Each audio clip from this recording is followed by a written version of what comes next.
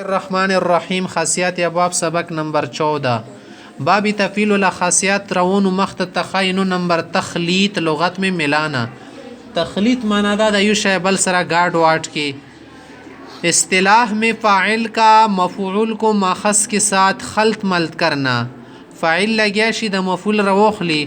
د کوم ماخذ د دې سره گاډ واډ و چې لکه غنم دوړه او د جوړ دوړه کې دي ته ګډوډي نه شي گاډي واډي خال په خي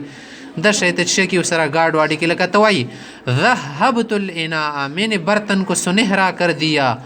مو برتن ته سنی ولا رنگ ور کړلو یا مو گولډن کلر ور کړلو کنه سنی ولا کوم رنگونه دیا ماخذ ذهب هدیز کې ماخذ سنا ده ذهب ماخذ سنا ده سنا سره وخلی بل شی سره شکی سنی رنگ ته وړای کنه ته فاعل شوی کنه الوخه مفعول شلو سنی سره د وقت تول روکو تول ود لړلو سره د شنل شي ماخذ سره خلط ملط کول لکه سړی لوخه راوخلی کنه شګو کې منشکایي کنه چې کله غایونه غړول نه سي شګو سره وای نه ته وای شګو سره کړلو چې لوخه مو سره وړ ولا رملت سیدا رملت لنا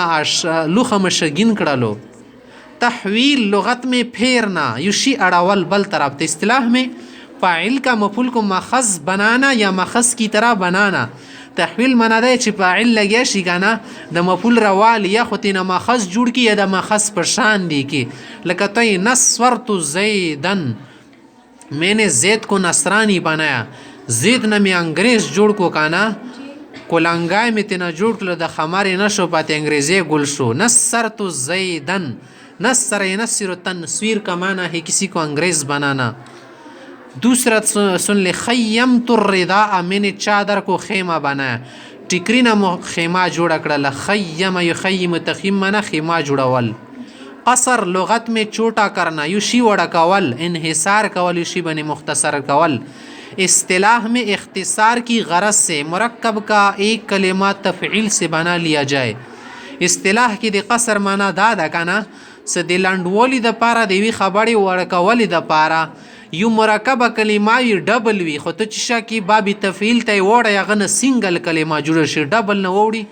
سنگل ته وړي ټریپل نه شي سنگل ته وړي لکه ته وای لا اله الا الله د سیل شي کنه قال زید لا اله الا الله زید ویلو چې لا اله الا الله د سیل شي هلل زید زید لا اله الا الله ویلو سبح زید زید نے سبحان اللہ کہا سبحان اللہ ویل اندسی رجع زید زید نے انا للہ و انا الیہ راجعون کہا دا ٹکی ویلو نو گورا